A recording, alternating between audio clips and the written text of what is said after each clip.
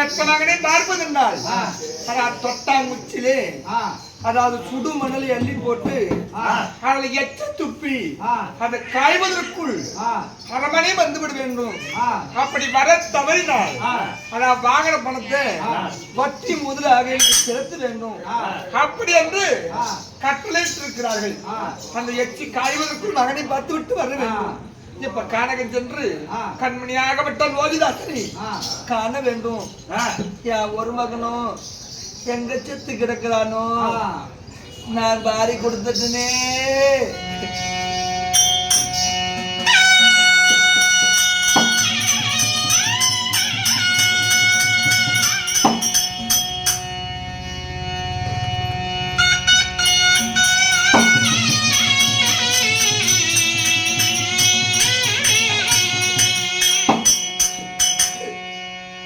நான் பாரி கொடுத்துட்டு நான் ஒண்டி ஒருவலானே ஒரு மரம் தோப்பாயிட்டனே. என் வக்கீல என்னை விட்டு போயிட்டியா?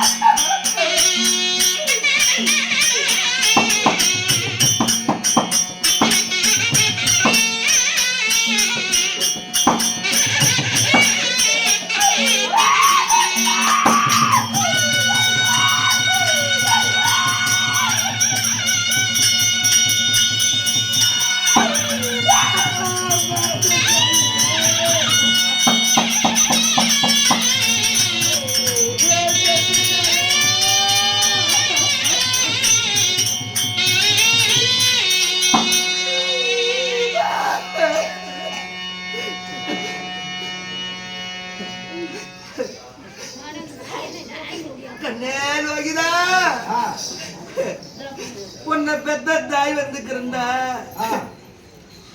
என் அம்மான்னு கூப்பிடுறா. யாவும் திருட்டும்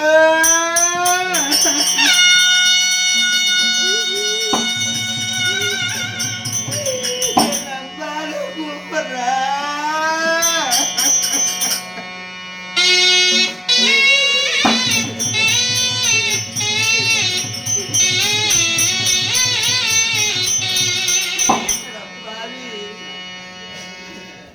தாய தவிக்கி விட்டு இந்த தருணில சாஞ்சிட்டாயா? மாதாவை தவிக்கி விட்டு இந்த மண்ணுலகில் படுத்து கொண்டாயே.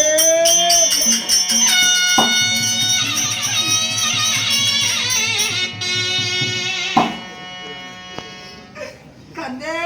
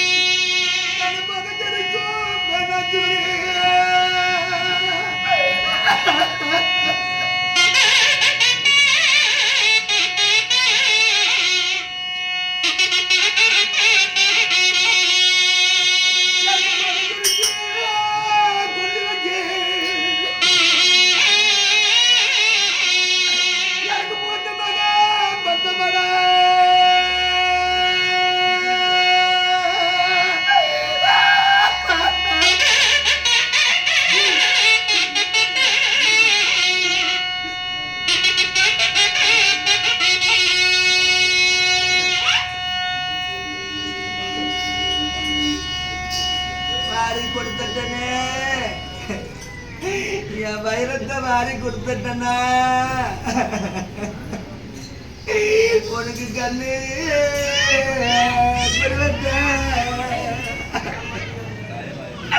நான் கலத்துல எழுதி வச்சேன்.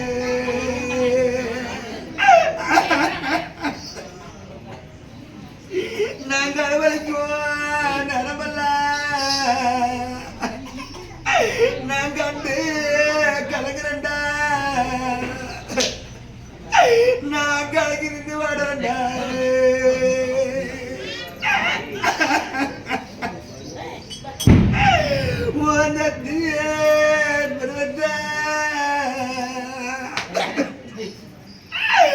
ஒன்னு பெற்ற டைம் எழுதி வச்சு நான் நிலவழிக்கும் நடமல்ல நான் நின்று கலக்கிறேன்டா நான் நின்று நிற்கிறேன்டா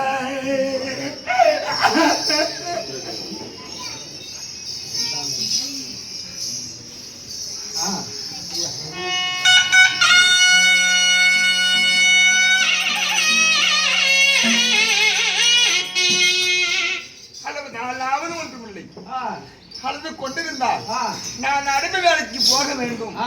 நான் போவலை என்றால் எங்க சத்தியத்துக்கே பங்கு வந்துவிடும். மகம் போனாலும் பரவாயில்லை, நான் தர்மத்தை நிலைநாட்ட வேண்டும். தர்மத்தை நிலைநாட்ட வேண்டும். அதுக்காக பக்கத்தில் சுடுகாடு என்று சொல்லக்கூடிய மையானம் இருக்கிறது.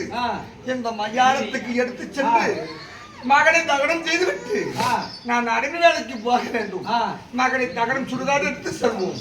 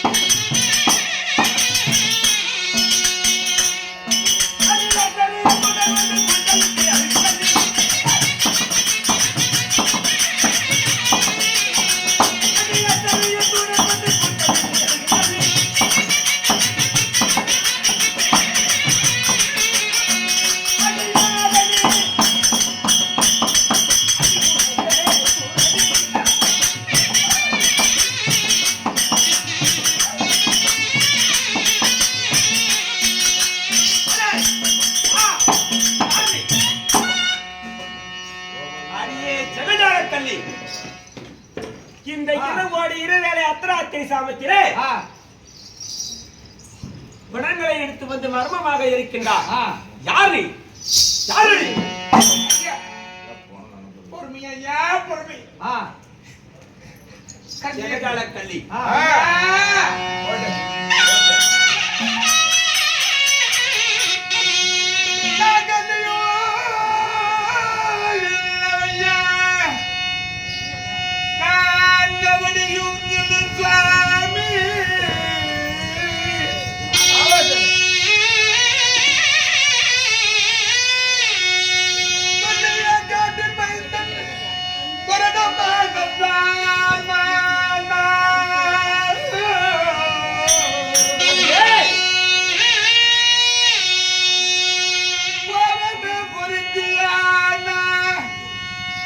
மகனுக்கு கொல்லியோ வைப்பேன் போற்றி.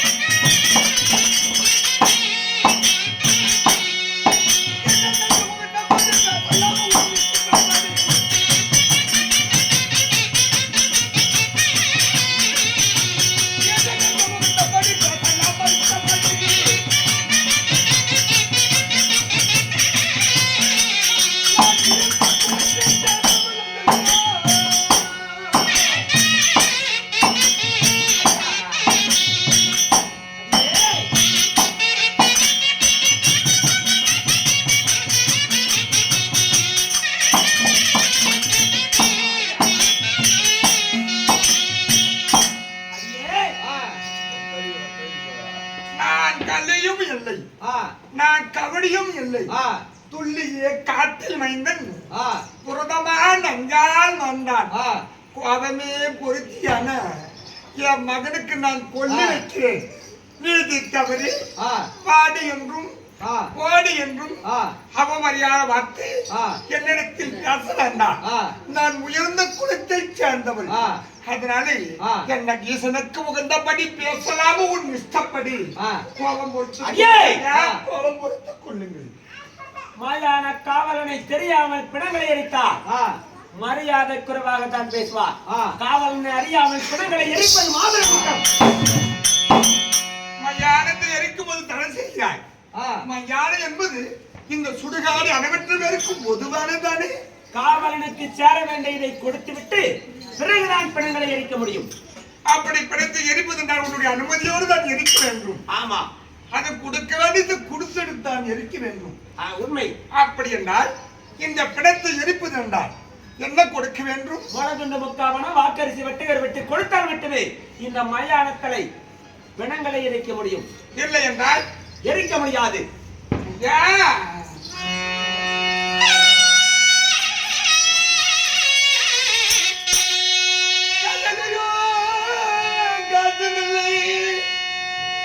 கொடுப்பார் ஒருவரே.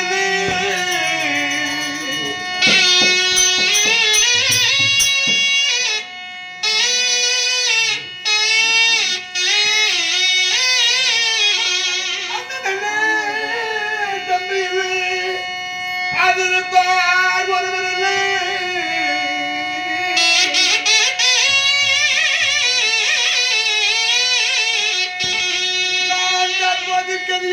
பதியும் இறந்தவர்கள் அயல கவலாறு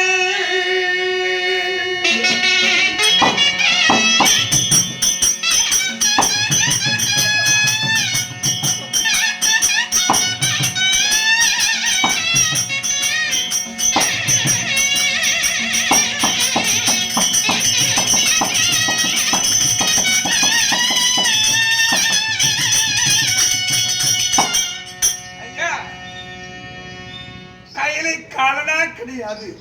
எனக்கு கடவுடுப்பார் ஒருவர் இல்லை, உற்றார் உறவினர் இல்லை, எனக்கு உதவி செய்ய யாரும் இல்லை, அண்ணன் தம்பி இல்லை, எனக்கு ஆதரிப்பார் ஒருவர் இல்லை, கெதியற்றவள் பதியற்றவள். நான் தற்போது பதியம் இழந்தவள் ஐயா, பதியம் இழந்தவள். ஜெகஜால கள்ளி என்பதை இப்பொழுது நிறுவனம் செய்துவிட்டார். கெதியற்றவள் அப்படி என்பதை நான் ஒப்புக்கொள்கிறேன். ஆனால் பதி என்றால் என்ன? பதி என்றால் தன்னுடைய புருஷன். தற்போது பதிய விழுந்தவள் என் பெயர் விட்ட பொய் உரைக்கிறார் பட்டாயா. பதி என்றால் கணவன். கணவன் இல்லாதவளுக்கு என்னத்துக்கு கழுத்தில் தாய்.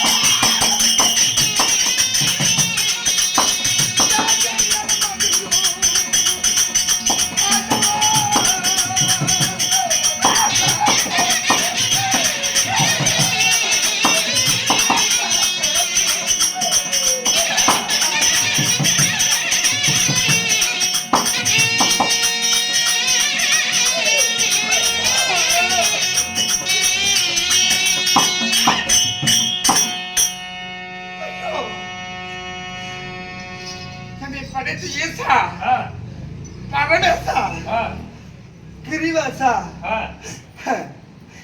தேவாது தவறுக்கு சஞ்சேந்திரன் வாயு வர்ணன் குபேரன் அத்தனை தேவருக்கும் என் தெரியாத என் மாங்கலியும் என் கணவருக்கு மட்டுமே என் தாலியாகப்பட்டது தெரியும். மற்ற யாரு கண்ணுக்கும் என் கணத்தில் இருக்கக்கூடிய தாலி என் கணவரை தவறி யாருக்குமே தெரியாது. போயும் போயும் ஒரு மயானத்தை கார்க்கக்கூடிய வெட்டியான் தோற்றி புலையின் மாற்று கண்களை மனம் இறக்கமில்லாமல் அறுக்கக்கூடிய இந்த மரப்பறையன், இந்த பறையனுக்கு என் தாலி தெரிந்துவிட்டது. இந்த பறையனுக்கு தெரியும்படியாக நான் தான் நீதி தவறுனா இல்ல மாண்டு போனானே, என் மகன் தான் நீதி தவறிட்டானா இல்ல என்னை விட்டு விட்டு போனாரு, என் கணவன் தான் நீதி தவறிட்டானா, நான் நீதி நீதி என்று கடைபிடித்து என் மகனை இழந்துட்டனே, அதுதான் குற்றமா இல்ல நான் என்ன தவறு செய்தனோ? என் தாலி இந்த பையனுக்கு தெரிந்து விட்டது.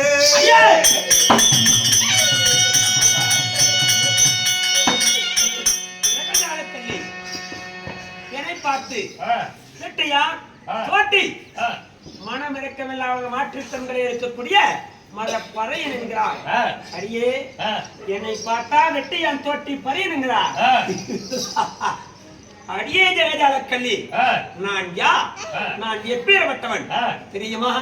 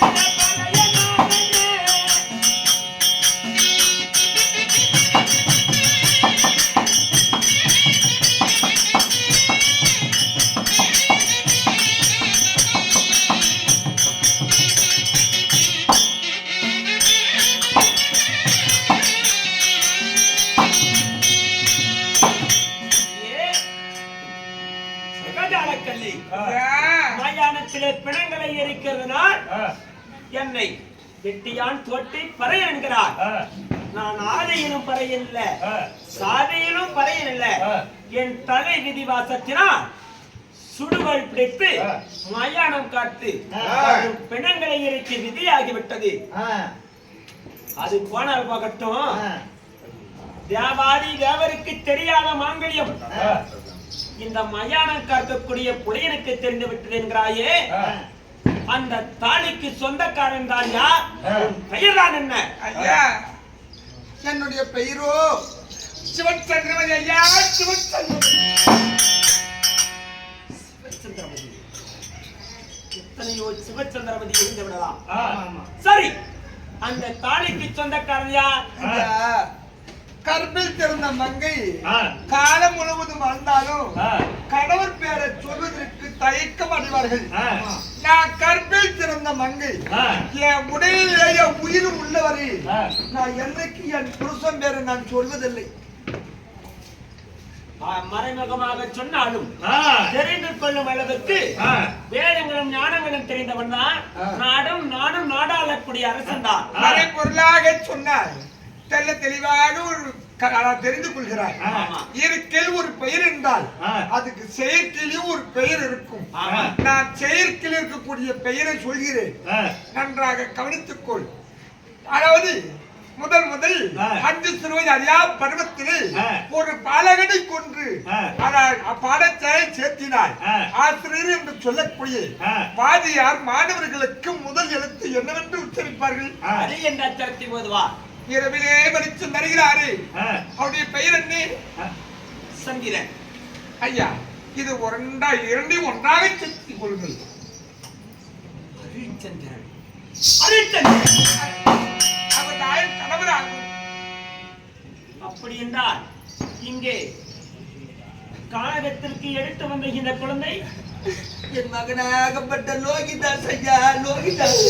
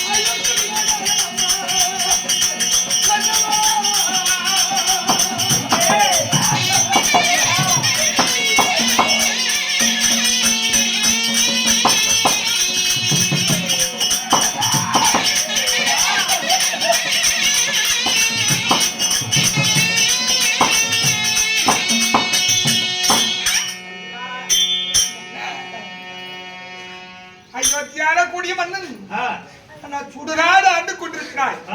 செங்கோல் பிடிக்கும் கையால் சுடுகோல் பிடித்துக் கொண்டிருக்கிறாய். நான் தான் தலைவிந்து வாசன மகனை வந்து நான் சுடுகாடு வந்து உன்னுடைய தளபதி வாசம் அறிவித்துருங்க. சந்திரா, தரகை பணத்திற்காக வந்த நட்சத்திரைய என்னையும் வீரமாக இருக்கிறேன் அடிமை வைத்தா கண்ணனுக்கு தெரியாத காரணத்தினால் என்னை மயானக்காக கடத்தி விட்டா. அரிச்சந்திரனாக இருந்தவன அனுசந்தோட்டியாக மயானம் காட்டு. சந்திரா, மகன் உன்னிடத்திலாவது எங்கிருந்தாலும் பெயர் சொல்ல பிள்ளை இருக்கிறான் என்று இருக்கிறேன். சந்திரா, என்னிடத்தில் இருப்பதை விட உன்னிடத்தில் இருப்பதால் மகன் நல்லது என்று நினைத்தேன். ஆனால் மகனை தினமாக கையில் எடுத்து வந்திருக்கிறார். சந்திரா, மகனுக்கு என்ன நடந்தது? கானகஞ்சந்த கண்மணி லோகிதாசன் பாம்பால் வந்துட்டான் சாமி, பாம்பால் வந்துட்டானே. சந்திரா, இந்த மயானத்தில் எரிப்பது என்றா நாம் நினைப்பது போல் இருக்க முடியாது. முளகுண்டு முக்காவனம் வாக்கரிசி வட்டிகர் விட்டு கொடுத்தால் மட்டுமே இந்த மயானத்தில் பிணங்களை எரிக்க முடியும். சந்திரா, கையில காலனா கிடையாது, எப்படி கொடுப்பதற்கு நான் என்ன செய்வேன்?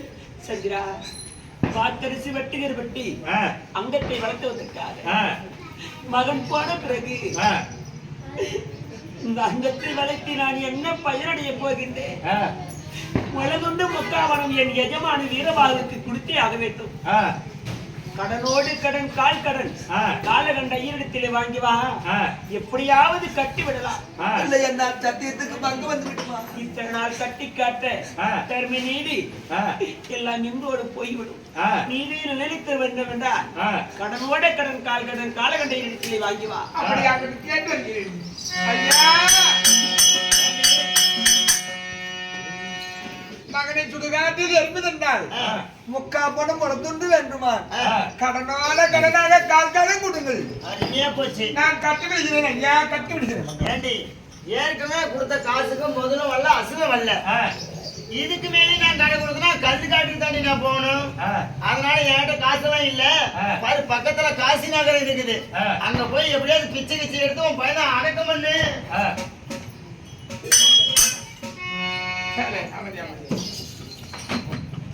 நாங்களாம் எப்பயே ஒரு கூட்டாரோம் போகாத ஊர் இல்லை, நாங்க கால் வைக்காத இடம் இல்லை. நியாய சத்தியமும் உங்களை மாதிரி கூத்து பார்க்கறது நாங்க இது வரைக்கும் நாங்க பார்க்கவே இல்லை. உண்மையிலே ரொம்ப நன்றி. இன்னும் அப்படியே ஒரு 5 நிமிஷம் உட்காருங்க. எல்லாம் மகடாபிஷேகத்தை பார்த்துட்டு போனா புண்ணியம் கிடைக்கும். அப்படியே ஒரு 10 நிமிஷம் நான் சொல்ல வேண்டியது கேட்டுட்டு கொடுக்க வேண்டியதை கொடுத்துட்டு அப்படியே அமைதியா உட்காரணும். ஆனா முக்காபணம் வளர்த்துட்டு மகனை எரிப்பதற்கு வேண்டும். கடனோட கடன் கால் கடன் கொடுங்கள் ஐயா என்று அடுமை கொண்ட ஐயர் எஜமான இடத்துல கால கண்ட இடத்துல நான் கேட்க, ஆனா வாங்கின பணத்துக்கு வட்டியும் இல்லை, முதல்தான் இருக்கு. வட்டிக்காக ஒரு மகன் தான், அவனும் இறந்துட்டான். என் வட்டி பணம் போச்சு. அதான் வாங்கின கதையும் உன்னால் கொடுக்க முடியவில்லை. மறுபடியும் கொடுத்தால் நீ கொடுக்க போகிறாயா? என்கிட்ட காசு இல்லை. காட்சி மாட்டாங்க பக்கத்துல இருக்குது. அதான் பிச்சை எடுத்தாவது உன் மகனை தகரம் செஞ்சுட்டு வாருங்கள், இல்லைன்னா வாங்கின பணத்தை கம்மிடமா வாங்கின பணத்தை கொடு என்கிறார். அதனாலே மகனை இறந்து மகனும் செத்தான். நான் நீதி காப்பாற்றி விட்டேன். அதனால என் கணவரை பிரிந்து நான் அதாவது சத்தியத்தை காப்பாத்தினேன். அம்மா என் தர்மம் தன்னை காக்கணும், என்ன என் சத்தியத்தை காப்பாற்ற வேண்டும் என்றால் அதான் உங்க கையில் தான் இருக்கிறது. நான் ஒரு அரசனுடைய மனைவி, நான் பிச்சை எடுக்கிற நிலையில் இருக்கிறேன். அம்மா மானோ மரியாதை சூடு சொரணி வெக்கமெல்லாம் இழந்து மகனை எரிக்க அதாவது கொல்லி காட்சி கேட்கிறம்மா. தர்மம் செய்யலே